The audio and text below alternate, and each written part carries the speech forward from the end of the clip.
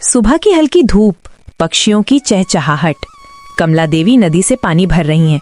पीछे से गौरी आती है, हाथ में बाल्टी लिए। नमस्ते कमला चाची, राम राम। अरे तुझसे कितनी बार कहा है गौरी, सुबह सुबह मेरे सामने मत आया कर। चाची मैंने क्या किया? तेरी शक्ल देखते ही सारा दिन अपशकुन हो जाता है। बड़े बुजुर्ग कहते थे सुबह सुबह शुभ चेहरा दिखे, ना कि तेरे जैसी अनाथ मनहूस लड़की। अगर मैं अनाथ हूँ तो इसमें मेरा क्या दोष है चाची? दोष तेरा ही है। तेरे पैदा होते ही तेरे माँ बाप की हालत डूब गई। पहले तेरी माँ गई, फिर बाप। अब तू गांव की मनहूस छाया बन गई है। गौरी आंसू पोंछती है और चुपचाप वहां से चली जाती है।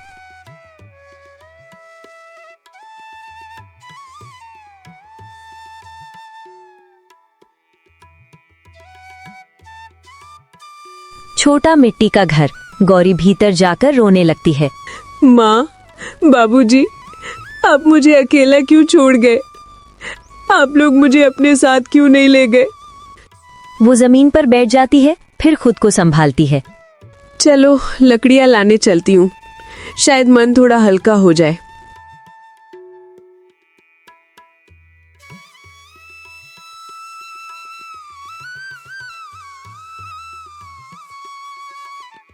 पेड़ों की सरसराहट, कुल्हाड़ी की आवाज। गौरी लकड़ियां काट रही है। सब कहते हैं मैं मनहूस हूँ, पर मैंने किसी का क्या बिगाड़ा? अचानक एक धीमी आवाज आती है, बचाओ, कोई है? ये कैसी आवाज? कौन है वहाँ? वो चारों ओर देखती है, कोई नहीं। फिर आवाज दोबारा आती है। जरूर कोई मुसीबत में है। अरे, वो आवाज की दिशा में दौड़ती है। एक पुरानी गुफा दिखती है। ये तो गुफा है, शायद आवाज यहीं से आ रही थी। वो अंदर जाती है। अंधेरा छाया है। कोई है क्या अंदर? बोलिए। अचानक सन्नाटा छा जाता है। आवाज बंद हो गई। शायद कल दिन में आऊं। वो लौट जाती है।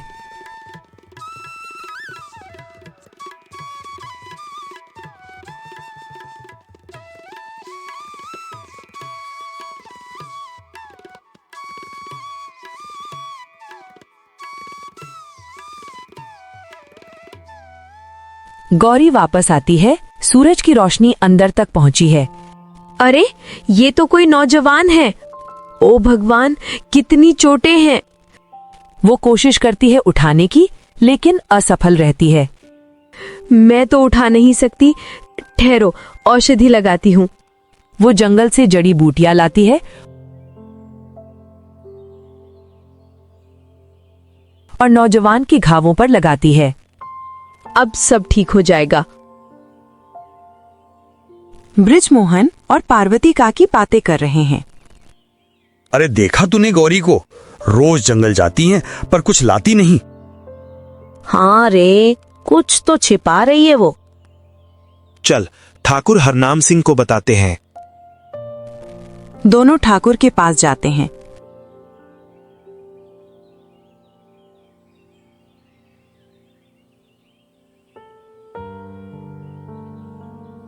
अरे बेचारी क्या करेगी जंगल में, उसे रहने दो। ठाकुर, हम तो कहें तो गौरी पर कुछ ज्यादा ही मेहरबान है। ठाकुर गुस्से में उठता है, लेकिन कुछ नहीं कहता। नौजवान अब थोड़ा होश में है। तुम कौन हो? गौरी, तुम्हें जंगल में घायल देखा था, अब तुम बेहतर हो? तुम रोज आती थी? हाँ, जब तक तुम ठीक नहीं हो गए। दोनों एक दूसरे की ओर देखते हैं। एक कोमल चुप्पी छा जाती है। गांव में बृजमोहन दौड़ता हुआ आता है। मैंने अपनी आंखों से देखा है, गौरी किसी मर्द से मिलने जाती है जंगल में। हाय राम, कहा था ना कुछ तो काला है। गांव वाले ठाकुर हरनाम के पास पहुंचते हैं।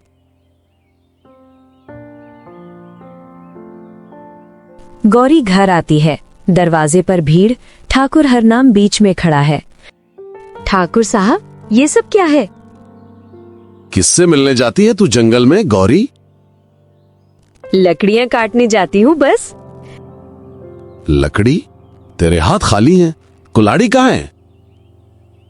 मेरी मर्जी ठाकुर जी। हाँ, अब जबान भी चलाने लगी। सुन ले, अगर इस गांव में रहना है तो हमारे हिसाब से रहना होगा, वरना निकल जा रामपुर से। गौरी चुप रहती है, आंसू रोककर भीतर चली जाती है।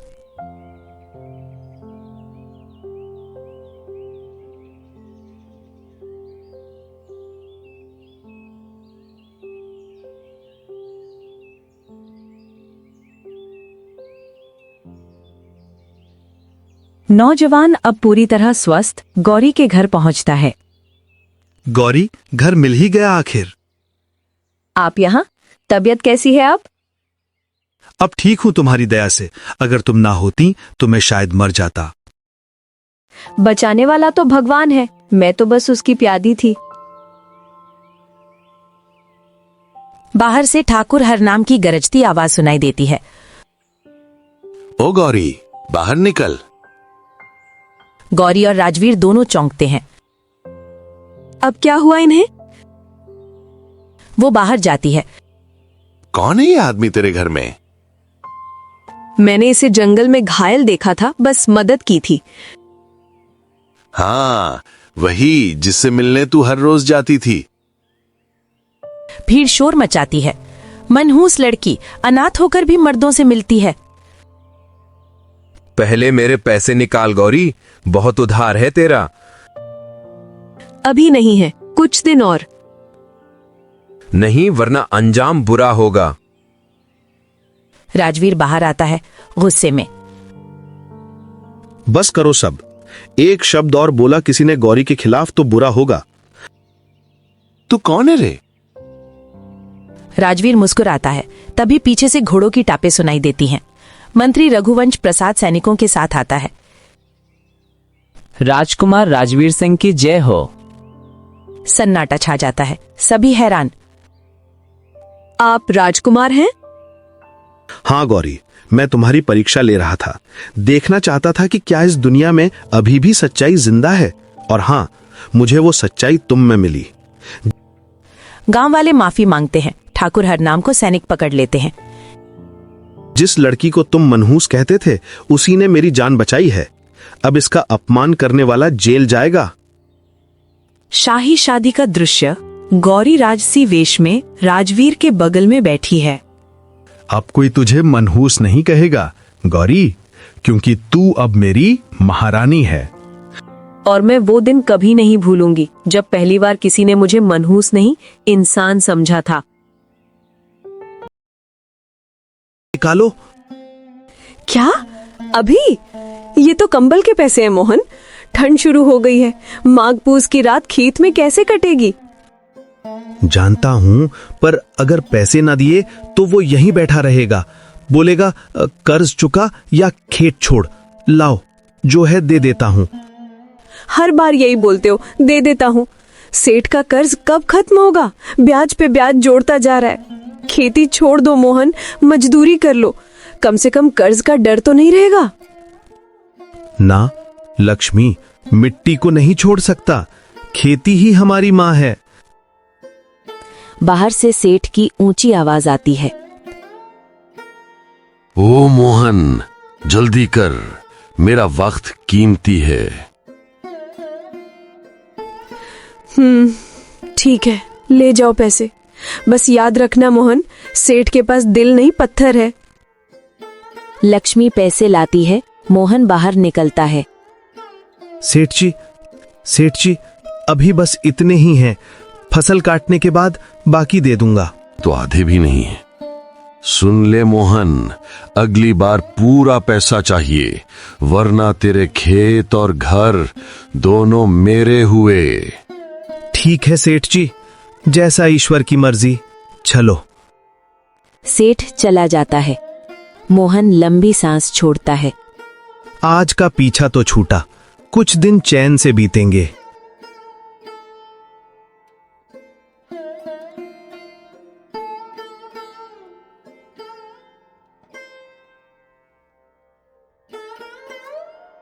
सुबह का समय, कड़कड़ाती ठंड।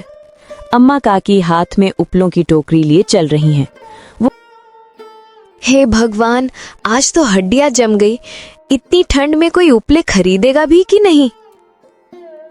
वो गली में आवाज लगाती है, ले लो रे उपले, मेरे हाथों के बने गरम उपले ले लो। कोई जवाब नहीं। वो थक कर बैठ जाती है। लगता है आज खाली हाथ ही लौटना पड़ेगा। घर में खाने को कुछ नहीं है। तभी एक नौजवान की आवाज आती है, अरे काकी, रुको, मुझे भी उपले दे दो, जल्दी करो, ठंड लग रही है। हाँ बेटा, ये लो, पर पैसों की बहुत जरूरत है, कुछ दे दो। काकी अभी छुट्टे नहीं है, कल दे दूंगा। ठीक है बेटा, जो भगवान चाहे। लड़का चला जाता है। अम्मा धीरे धीरे घर की ओर लौटती है। हे भगवान, घर पहुंच जाऊं तो अच्छा है। बस आग जला लूंगी, कंबल ओढ़ लूंगी, यही ठंड अब जान ले लेंगी। वो घर पहुंचती है, आग जलाती है, खुद से बात करती है। कुछ तो राहत मिली, वरना आज तो लगता था प्राण निकल ही जाएंगे। रात का वक्त, झोपड़ी में तेज हवा चल रही है। हे भगवान, ये बारिश अब क्यों? मेरी फसल तो बर्बाद हो जाएगी। आप चिंता मत करो, ये ठंड की पहली बारिश है, सुबह तक रुक जाएगी। भगवान करे ऐसा ही हो, वरना सब खत्म हो जाएगा। बाहर बिजली चमकती है। अचानक हवा तेज चलने लगती है। अब कंबल भी नहीं है। जो पैसे थे सेठ ले गया। बस एक फटी चादर है, वही बच्चों को उड़ा दी है। ठीक है, अंगीठी जला दो, आग ही अब सहारा है। दोनों आग के पास बैठते हैं। बाहर तूफान बढ़ता है। लगता है ये रात आसान नहीं होगी। 3 दिन तक बारिश होती रहती है।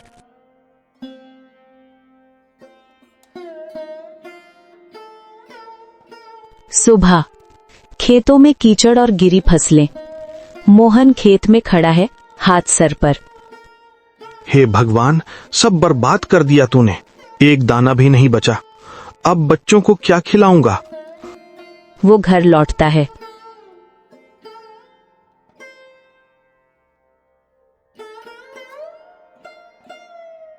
क्या हुआ जी? पूरी फसल डूब गई लक्ष्मी, अब तो सब खत्म। सेठ भी आने वाला है और कंबल तक नहीं बचा। मैंने कहा था ना, पैसे मत दो सेठ को, अब ठंड में बिना कंबल के क्या करेंगे? हिम्मत रखो लक्ष्मी, मैं जंगल से लकड़ियां लाऊंगा, अंगीठी जलाऊंगा। नहीं मोहन, बाहर बहुत ठंड है, मत जाओ। हरिया काका से मांग लो कुछ लकड़ियां। ठीक है, कोशिश करता हूँ। बर्फ गिर रही है। मोहन ठिठुरते हुए हरिया काका के घर पहुंचता है।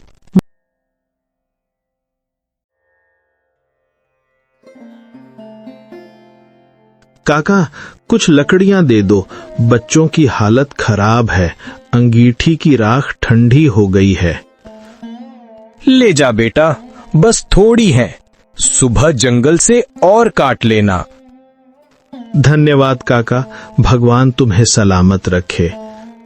मोहन लकड़ियां लेकर घर लौटता है।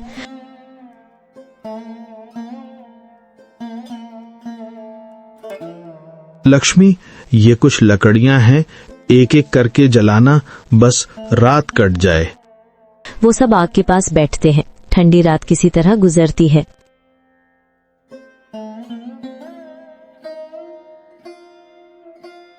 सुबह, सेठ गोविंद लाल घर के बाहर खड़ा है, छड़ी से दरवाजा पीट रहा है। ओ मोहन, बाहर आ, मेरे पैसे निकाल। मोहन बाहर आता है। सेठ जी, फसल बर्बाद हो गई है, अभी कुछ नहीं बचा, कुछ दिन की मोहलत दे दीजिए। अब तेरे बहाने नहीं सुनूंगा। अगर पैसा नहीं है तो घर और खेत मेरे हुए, निकल जा अभी के अभी। सेठ जी, रहम कीजिए, बच्चों पर तो दया कीजिए, ठंड में कहाँ जाएंगे हम? मुझे बच्चों से कोई मतलब नहीं। जब तक कर्ज नहीं चुकाओगे ये घर मेरा। मोहन, लक्ष्मी और बच्चे घर से निकाल दिए जाते हैं। बर्फबारी जारी है। मोहन, लक्ष्मी और गौरी ठंड में कांपते हुए चल रहे हैं। मोहन, अब तो चलना भी मुश्किल हो गया है। गौरी को बुखार चढ़ गया है। थोड़ा और हिम्मत रखो लक्ष्मी। देखो उधर एक झोपड़ी है, चलो वहां चलें। वे झोंपड़ी के पास पहुंचते हैं। कोई है क्या? अरे कोई है? इस गरीब की मदद करो। कोई जवाब नहीं। मोहन दरवाजा खोलता है। लगता है कोई नहीं रहता यहाँ। चलो कुछ देर रुक जाते हैं। वो अंगीठी जलाते हैं। बच्चे आग के पास बैठते हैं। चलो, थोड़ी गर्मी मिली, वरना आज तो हम सब जम जाते। अचानक दरवाजे के पास बर्फ में कोई गिरा पड़ा है। अरे ये क्या? कोई बुढ़िया गिरी है। अम्मा उठो। कौन है ये? पता नहीं, शायद ठंड लग गई है। इन्हें अंगीठी के पास लिटा दो। वो अम्बा काकी को अंदर लाता है। थोड़ी देर बाद अम्बा की आंख से खुलती है। अरे बेटा, तुम लोग कौन हो? मैं तो ठंड से गिर पड़ी थी। अम्मा, आपकी जान भगवान ने बचा ली। ये झोपड़ी आपकी है? हाँ बेटा, मेरी ही है। पर तुम सब यहाँ कैसे? अम्मा, सेठ गोविंद लाल ने घर छीन लिया। हम ठंड में भटक रहे थे। हे भगवान, उस जालिम सेठ को तो शर्म भी नहीं आई। बच्चों पर भी रहम नहीं किया। बेटा, जब तक चाहे यहीं रहो मेरे पास। आप माँ जैसी हैं अम्मा। अब हम सब आपका ख्याल रखेंगे। सभी आग के पास बैठते हैं।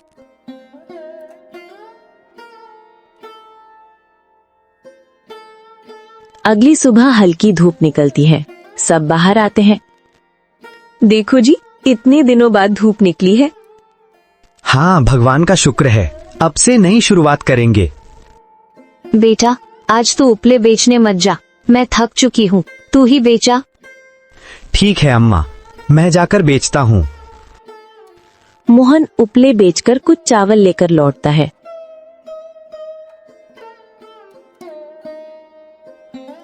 लो लक्ष्मी, ये कुछ चावल हैं, इससे सबके लिए गरम खिचड़ी बना दो। अरे वाह, आज तो त्योहार जैसा दिन है।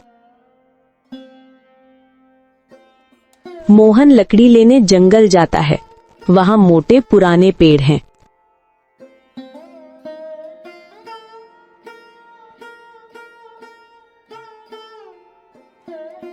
बस यही लकड़ियां बेचूंगा अब।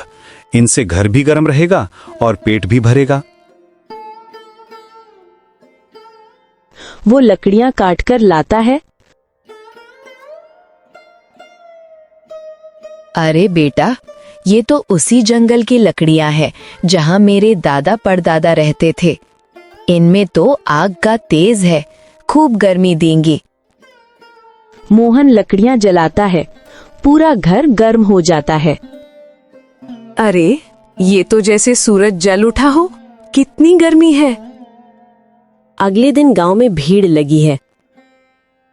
अरे मोहन, मुझे भी अपनी लकड़ियां दे दो। हाँ भाई, तेरी लकड़ियां तो कमाल करती हैं। रात में कंबल की जरूरत ही नहीं पड़ती।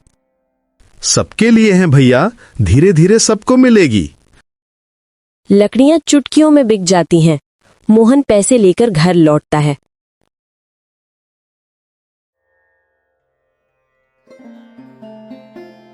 देखो लक्ष्मी, देखो अम्मा, आज तो लकड़ियों की लूट मच गई थी। खूब पैसे मिले। सदा खुश रहो बेटा, भगवान ने अब तेरा वक्त बदल दिया। मोहन सेठ का कर्ज चुकाता है, खेत और घर वापस लेता है। अब ये घर फिर से हमारा हुआ और ठंड अब हमारी दुश्मन नहीं, हमारी दोस्त है। देखा मोहन, भगवान देर करता है, अंधेर नहीं। सही कहा बेटी, अब रामपुर में कोई भूखा या ठंडा नहीं रहेगा। सभी आग के चारों ओर बैठते हैं। बाहर बर्फ गिर रही है, लेकिन घर में गर्माहट और सुकून है।